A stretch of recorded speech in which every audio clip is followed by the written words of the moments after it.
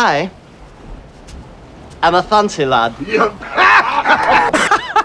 You couldn't be cuter. You're so adorable. Oh, my. Are you sure this is what you want? Yeah, I am sure.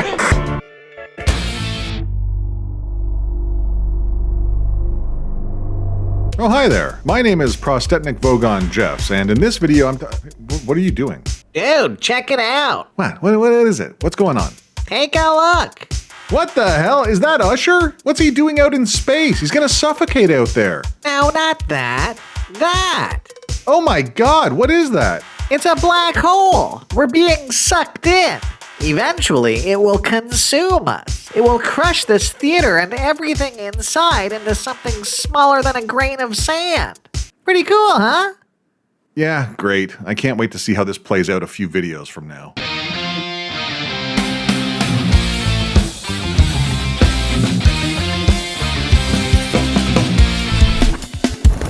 Now remember, this is our little secret, yes? Okay. All right, you're a big happy one, aren't you?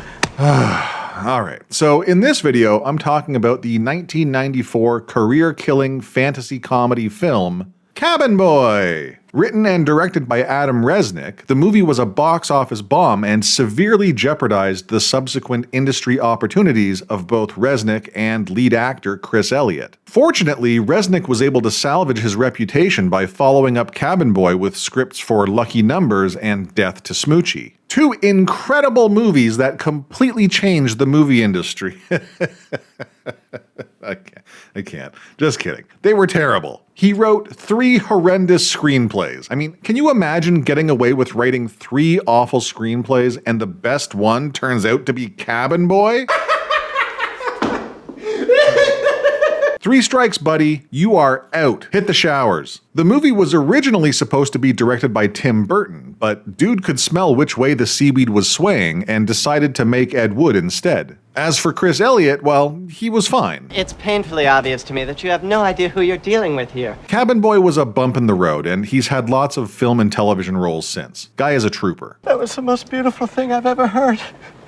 It was like honey from the lips of an angel. Anyway, the movie also stars Rich Brinkley, Brian Doyle Murray, James Gammon, Brian James, Melora Walters, Russ Tamblyn, Andy Richter, and Earl Hofford. Oh, man, do I hate them fancy lads. Okay, folks, batten down the hatches. Rough waters ahead. All right. Nathaniel Mayweather is a graduating student at Stephen Wood Finishing School, where he has studied to become a fancy lad. What's a fancy lad, you ask? No idea. But I'm guessing it's something akin to a posh or an upper class. Something along those lines. Nathaniel is an arrogant, self-centered virgin who has plans to return to his father in Hawaii, where he will take over the family hotel business. Listen, it's not super relevant. All you need to know is that he comes from money and intends on taking advantage of some sweet, sweet family nepotism. His father has booked accommodations aboard the Queen Catherine, a luxury liner destined for the Hawaiian Islands. Unfortunately, after a brouhaha with his limo driver, Welcome to the real world, kid. Nathaniel is abandoned on the side of the road and left to make his own way to the Golden Mist seaport. After a bovine bungle, he inadvertently winds up in a backtown fishing village surrounded by filthy peasants and David Letterman. You're one of those little, fancy lads, aren't you? Boy, you're cute. And you know what that means? It means it's time for tonight's Top 10. All right, tonight's category is Top 10 Reasons to Watch Cabin Boy. Number 10. It's Sunday and you've got nothing to do. Number 9, you're visiting in-laws and they would hate it. Number 8, you lost a bet. Number 7, Chris Elliott begged you to watch it. Number 6, you don't think it's as bad as everyone says it is, so why not? Number 5, you've just dropped acid. Number 4, every other movie has mysteriously ceased to exist. Number 3, Brian Doyle Murray. Number 2, the voices in your head demanded a viewing. And the number 1 reason to watch Cabin Boy, you need content for your YouTube review channel. Would you like to buy a monkey? Nathaniel refuses to buy one of Letterman's monkeys, so the former late-night host sends the moronic fancy lad to the backtown dock where he finds the filthy whore. It's a ship. And after a miscommunication with Kenny, the ship's retarded cabin boy, Nathaniel mistakes it for the Queen Catherine, It's one of those theme ships, isn't it? Yes, I've read about these things. believing it to be a theme boat. Deliciously chic. He settles into the captain's quarters for the night as the crew of the Filthy Whore return from town. Later, after setting sail and venturing out to sea, Captain Graybar calls it a night and heads to bed. The following morning, Graybar and Nathaniel are rudely awakened by each other's presence. Everyone realizes what's happened, Obviously, there's been a little mix-up here, and I seem to have boarded the wrong vessel. but the captain and his crew don't much care for the fancy lad's plight. Listen up, you goofy-looking goose in shoes. We're out here for the next 3 months to catch us some fish. Nathaniel tries to convince them to drop him off in Hawaii, but his requests fall on deaf ears, until he realizes he can manipulate Kenny the cabin boy into doing it. After the crew have gone to bed, Kenny sets course for Hawaii. Okay, we're going away. Okay, great. But their new heading also takes the Filthy Whore through Hell's Bucket and a vicious storm. Kenny is knocked overboard and drowns. Oh my god! They killed Kenny! You bastard! And Nathaniel is forced to admit his part in the botched plan.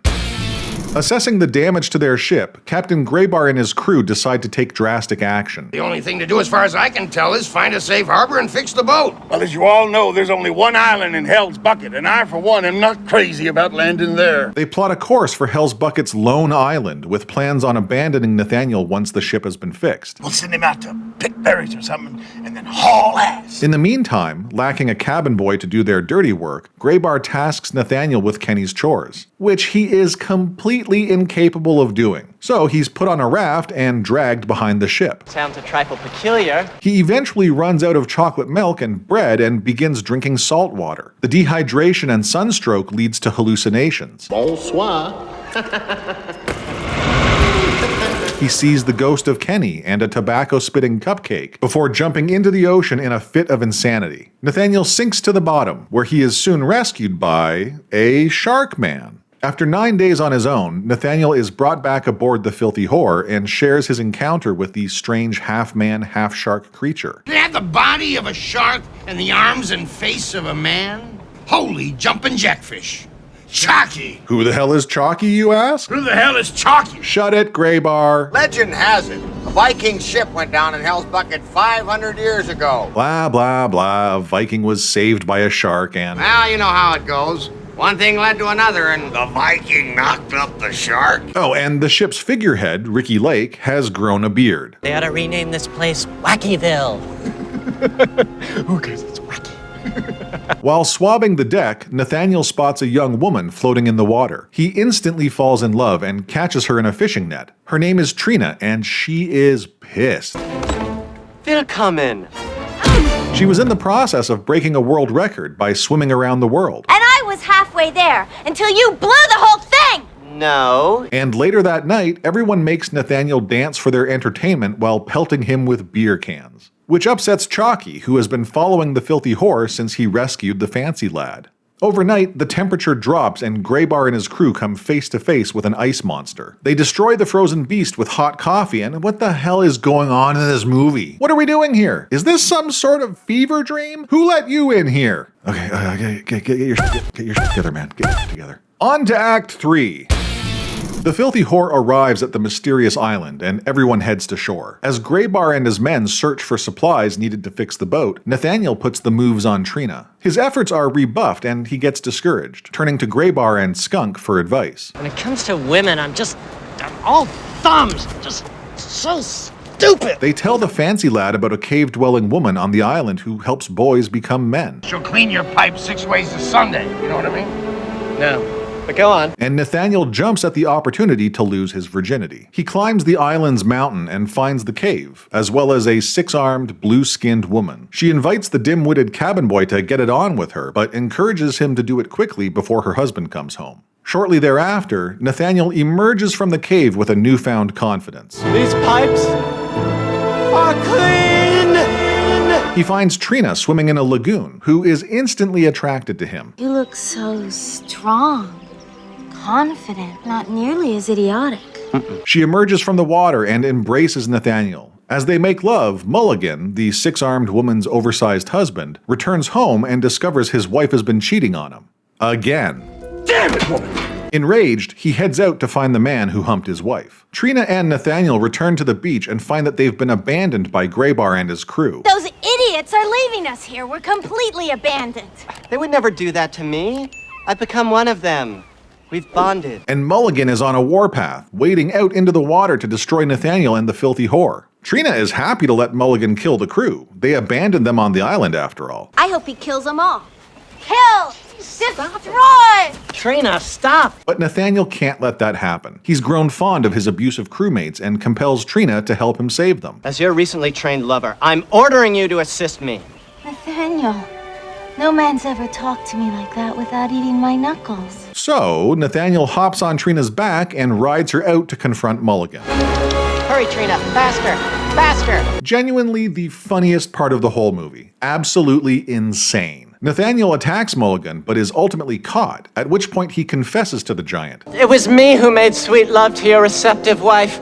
The others are innocent. Sacrificing himself to save the lives of his crewmates. Mulligan prepares to cut off the fancy lad's head with a pair of nail clippers. Nathaniel faces certain death, until Chalky swims in out of nowhere and attacks the giant, giving the cabin boy the opportunity to strangle Mulligan with his own belt. Nathaniel saves the day and is finally accepted amongst the crew of the filthy whore. They travel to Hawaii and everyone says goodbye to each other. It's a tearful departure, and Trina breaks it off with her fancy lad lover because they're from two different worlds. Finally meeting up with his father, Nathaniel realizes that he no longer wants to be a fancy lad. You have the honor of being the first Mayweather to smell a bit gamey.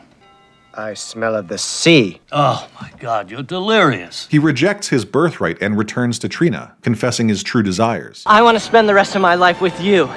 At sea. With the crew of the filthy whore. They kiss, and Nathaniel once again hops on her back to ride out to sea so that they can rejoin the crew of the filthy whore. The end. Cabin Boy is not a good movie. Okay, Let's get that right out of the way. It's an objectively bad movie. Chris Elliott is not a leading man, nor is he a marketable actor capable of carrying a feature-length movie. Say what? He's a fringe comedian who dwells in the uncomfortable and excels in short, strange sketches of oddball humor. He's aggressively niche, just like this movie. The script oscillates between terrible and hilarious, with vast stretches of meh connecting the two. Oh, it's maddening. I'm at my wit's end. I can't take. And most of the laughs come from the wackiness of the story rather than the actual jokes. The casting is uninspired, other than Letterman's bizarre cameo. I'm famished. Well, why wouldn't you be? Big girls have big appetites, don't they? And the always enjoyable Brian Doyle Murray. And the whole thing feels like a live-action SpongeBob SquarePants episode.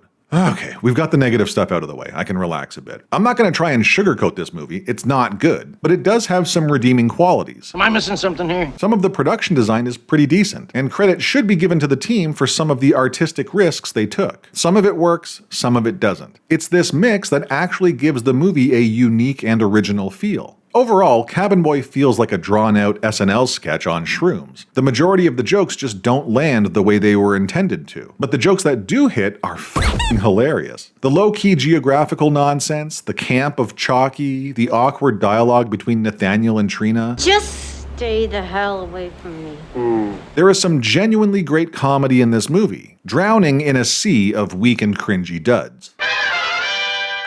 Man, I f***ing love this movie. Okay, well, that's a bit strong. I enjoy it. I enjoy it in that so bad it's good kind of way. I enjoy it because I happen to like fringe comedy that dwells in the uncomfortable. I like Chris Elliott and his style of humor. Get a Life was one of my favorite TV shows back in the early 90s, and Elliott's late-night appearances always put a smile on my face. But this all comes with the caveat that I enjoy absurdist comedy shows like Mr. Show, Stella, and I Think You Should Leave. I love Monty Python and Zaz movies. I like weird stuff. If you don't enjoy that kind of humor, Cabin Boy probably isn't going to be for you. Yes, Good point. Not only will it not be for you, but it'll most likely sit in your unwatchable category of movies. It's just too weird for mass audiences, which is one of the main reasons it flopped at the box office. And I think its humor was ahead of its time. If it was released on a streaming service in the past decade, it undoubtedly would have received a better reception. It would still be a niche product, but I don't believe it would have received the same level of condemnation that it did in '94. And hell, it's better than a good portion of the crap we're getting on Netflix and Prime and the like. Oddly enough, Cabin Boy has a better grasp of plot and character development than the vast majority of streaming service slop.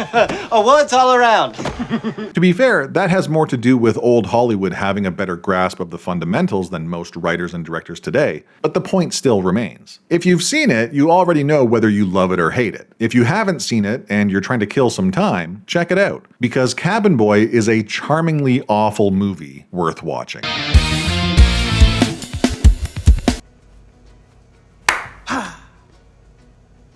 Okay, I get it. Is that your trademark?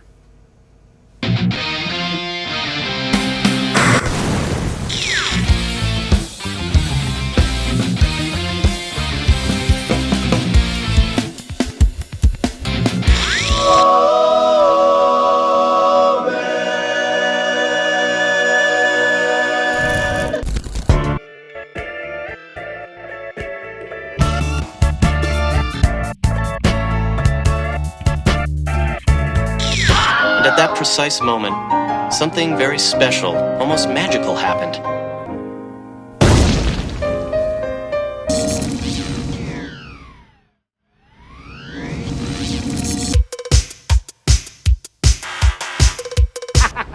Bravo, bravo, everyone.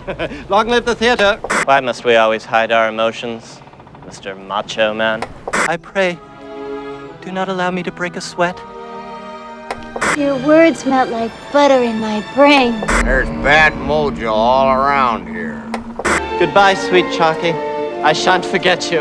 Half man, half shark equals one complete gentleman. Can you see the question mark above my head? Yeah, well, it's a complicated story. I'll fill you in on it later. But right now, we have to go help our friends.